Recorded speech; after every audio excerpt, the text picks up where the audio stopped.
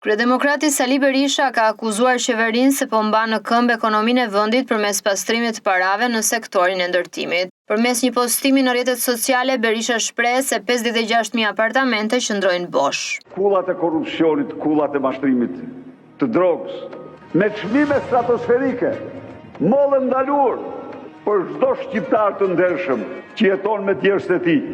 Zblen dot 1 metër katror si afrohet. Po t'i hidhi një sy sot, të nevi shifrat, po ju shifni xhepat tuaj, kuletat tuaja dhe kontot tuaja, shpysi për qytetarë se ekzistojnë.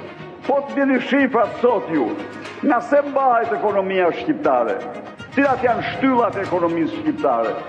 Shtyllat e ekonomisë shqiptare janë ndërtimi, i cili 80% të fondeve i ka nga Toyota Yaris, i ka nga autobuzat, mikrobuzat, avionët, kontejnerët që bëjnë transport e tyre në Shqipëri. Vetëm 20% janë nga bankat.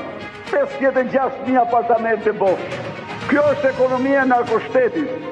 Shifni çmimet tjera, 17% ushqimet më të larta se në mesatarën europiane. Ju ato para që mirën me pika djerse, me mund që u vinë nga jashtë, ju ja u shkatroni, ju ja u zhvlerësoni në depozita. Berisha shton se me çmimet e vendosura për këto ndërtime, qytetarët e ndershëm nuk përballojnë dot as 1 metër katror në kullat e ngritura me para droge.